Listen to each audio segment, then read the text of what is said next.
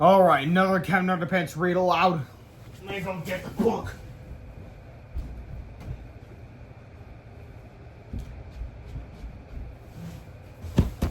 And here we go. So this one's called Captain Underpants and the Wrath of the Wicked Wedgie Woman, the 5th epic novel by Dave Pilkey.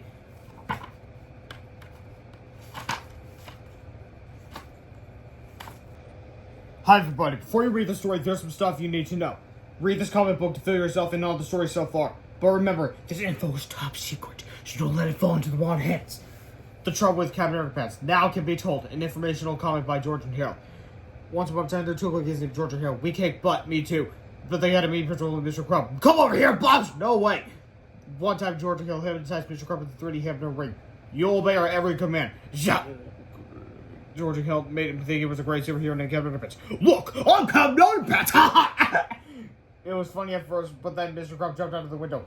Hey, where do you think you're going? Defy crime, okay? George and Harold had to chase after him so he wouldn't get killed or hurt. Come over here, Bob! No way! They had many adventures with lots of inappropriate humor. Diapers and toilets and poop, oh my! Then one day, Mr. Crump accidentally drank some produce. And now he got superpowers. He can fly too. Two things you have to be careful about is water and finger snaps. For if you snap your fingers blind around, if you snap your fingers blind, Mr. Crump, snap. He turns back. He turns to Captain Underpants. And if you pour water in Captain Underpants' head, he turns back into Mr. Crump. Blah blah blah. So if you see Mr. Crump, don't snap your fingers or you'll be sorry. Mr. Crump plus 7 fingers equals Captain Underpants. And if you see Captain Underpants, don't pour no water in his head or you'll be sorry. You're Captain Underpants plus water equals Mr. Crump. Remember, this is top secret, so don't tell anybody. Okay. Chapter 1, George and Harold. This is your 3 Harold's. George is the Ken 11 time, the flat top. Harold is the one white t-shirt, the bad haircut. Remember that. Now, are you guys getting tired of that phrase? Yeah, me too. Anyway, at most schools, the teachers try to emphasize the 3 R's: reading, writing, and arithmetic. But George and Harold's teacher, Miss Ribble, was more concerned with enforcing what she called the 3 S's. Sit down, shake your piles, and stop driving me crazy! While this was unfortunate for all of her students, it was especially bad for George and Harold because they were very imaginative boys. You see, imagination was not really encouraged at George and Harold's school. In fact, it was discouraged. Imagination would only get you a one-way ticket to the principal's office. This was sad for George and Harold because they didn't get straight A's. They weren't sports stars, and they could barely walk down the hallway without getting into trouble. See what I mean? But George and Harold had one thing that most of the other folks at Durham Horse Elementary School didn't have. Imagination. They were full of it. And one day they would use that imagination to save the entire human race from being overthrown by a crazed woman with even crazier superpowers. But before I can tell you that story, I have to tell you this story. Chapter 2, Miss Ribble's Big News. One fine day, George and Harold's homeroom teacher, Miss Ribble, entered the classroom looking a bit meaner than usual. Alright, settle down! Shouted Miss Ribble. I have some bad news! I'm retiring. Hey! Cried the children. Not today! Snapped Miss Ribble. At the end of the school year. Oh, man, moaned the children. But the staff is throwing a retirement party for me today, said Miss Ribble. Hey! Cried the children. During recess, said Miss Ribble. Oh, man, moaned the children. There'll be lots of free ice cream, said Miss Ribble. Hey! Cried the children. My favorite flavor, chunky tofu, said Miss Ribble. Oh, man, moaned the children. But first, said Miss Ribble, it's time for something fun. Hey! Cried the children. You'll get to make happy retirement cards for me, said Miss Ribble. Oh, man, moaned the children. Chapter 3, would you care enough to send the very best? Miss Ribble went around the classroom handing out envelopes, sheets with construction paper, and butterfly stencils to all of the children. Then she wrote a poem on the chalkboard. Alright, take out your crayons, said Miss Ribble harshly. I want you to use stencils to make a yellow butterfly on the front of your cards. When you're done, copy this poem on the inside. And here's what it says. Roses are red, violets are blue. You are retiring and we'll miss you. Sign your name here. Anyway. Can we make up our own poems? Asked Melvin sneakily. No! Snapped Miss Ribble. Do we have to use stencils? Do I have to use stencils? Asked Aaron Mancini. Yes! Yelled Miss Ribble. Can we make our butterflies purple? Asked Stephanie Yarkov. No! Screamed Miss Ribble. Butterflies are yellow! Everyone knows that! While the rest of the class worked on their cards, George and Harold had a better idea. Let's make Miss Ribble a comic book instead, said George. Yes, Harold, we can make it all about her. It'll be cool. So that's just what they did. Chapter 4, Captain Underpants, the Wrath of the Wicked Wedgie Woman, George B. Houses. Captain Underpants, the Wrath of the Wicked Wedgie Woman, started by George B. Houses. Once upon a time, there was a really neat teacher named Miss Ribble who was very big. Girl, I'm evil! She gave us lots of homework and yelled at us all the time. Read 250 pages for a test! Oh, man. One time at a Christmas vacation, she gave everybody 41 book reports. Ho, ho, ho! Wake up, it's trying to open your presents. I can't, I have to do my homework. After Christmas, everybody turned in a big pile of book reports. Ho, ho, ho! Then something terrible happened. Ah! Clash! Ms. Ribble was buried in a mound of book reports. She's really most sincerely dead. No, she's not. We can rebuild her. We can make her better than she was. Faster, stronger, eviler. When Ms. Ribble got out of the hospital, she had bionic powers. I will take over the world! So she made an evil costume. Sip, sip. Her bionic beehive hairdo opened up to reveal an evil wedgie Robo Claw. Oh, jeez! Innocent bystander. Nobody can stop me now! Hell, Wedgie Woman's at the teacher's lounge. She just drank all the coffee. Now she's giving the gym teacher a killer Wedgie. All the horror. Someone, she better make a fresh pot. This is like a jump for Underpants crash. What's the problem, bub? Help, it's Wedgie Woman. So Underpants got into a big fight with Wedgie Woman. She tried to give him a wedgie, but Underpants was faster than the speed away spin. Shit, more powerful than boxer shorts. Pow! Ouch! And able to lead topless without getting wedged. Oh, rats!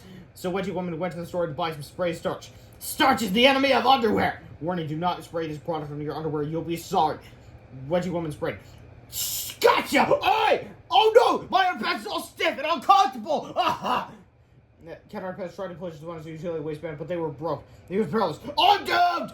Wedgie Woman gave Cat Underpants a big wedgie that she hunted from a pole. Rats! No one can stop me now! Soon some kids came by. Cat Underpants needs our help! So they threw him a rope. Catch! Then they pulled real hard and let go. Boing! Splash! The kids poured fabric softener in the pool. Suddenly the starch got washed away. Alright. My underpants is soft and cloudy once again! I'll lie ya! Thanks, kids! No problemo. Soon Counter Underpants found Wedgie Woman. Remember me? Get a Robo Claw! He flew up. It's Wedgie time! And looped around. The Robo Claw reached for underwear, but it grabbed the wrong pair. Owie, owie! It's all to jail with you! Oh, man. Oh, no! The end. Notice all similarities to actual persons, living or dead, is very, very unfortunate. Yeah, sorry for my, not so good reading there. Anyway, Chapter 5, The Wrath of Ms. Ribble. When Ms. Ribble read the comic that Georgia Hill made, she was furious. Boys! She yelled, you just started yourselves a woo-woo tickets to the principal's office! But all we did was use our imagination, said George. You're not allowed to do that at this school! Snapped Ms. Ribble. Didn't you read Chapter 1? Georgia Hill gathered their things, and soon they were sitting in the office outside Mr. Crumb's store. Mr. Crumb is on the phone, said the school secretary, Miss Anthorpe. Why do you boys make yourselves useful and copy the Friday memo for me? You can pass them out to all the classrooms for me while I go out to lunch.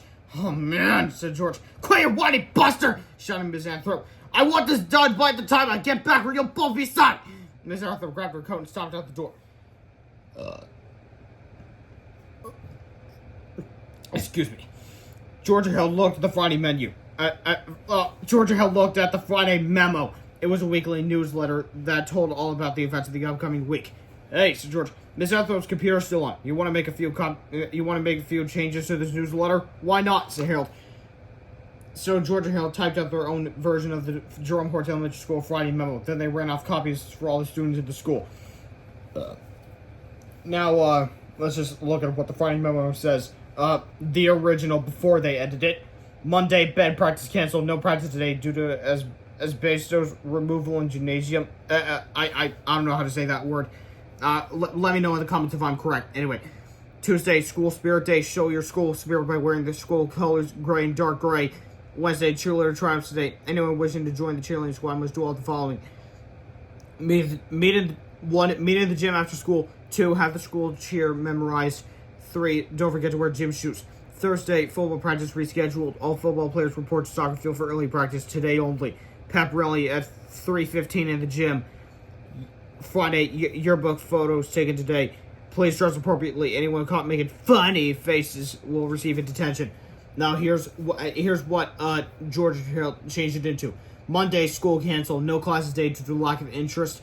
Tuesday, National Wear Your Pajamas to School and Pick Your Nose Day. Show you care by wearing your pajamas to school and picking your nose. Wednesday, cheerleader tribes today. Anyone wishing to join the cheerleading squad must do all the following: eat 10 whole cloves of raw garlic. 1, eat 10 whole cloves of raw garlic. 2, draw a mustache on your face with permanent markers.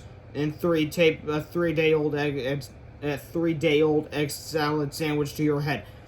Thursday, football practice rescheduled. All football players report to teachers' lunch for early practice. Food find at 12:15 in the lunchroom. Friday, yearbook photos taken today. Please wear bumblebee costumes. Also, whoever makes the funniest face wins a free pizza party for their class. Chapter 6, The Retirement Card. George and Hale were gathering their new and improved Friday memo copies into small pouches when Principal Crumb came into the office. Oi! Mr. Crumb shouted, "What are you two troublemakers doing in here?"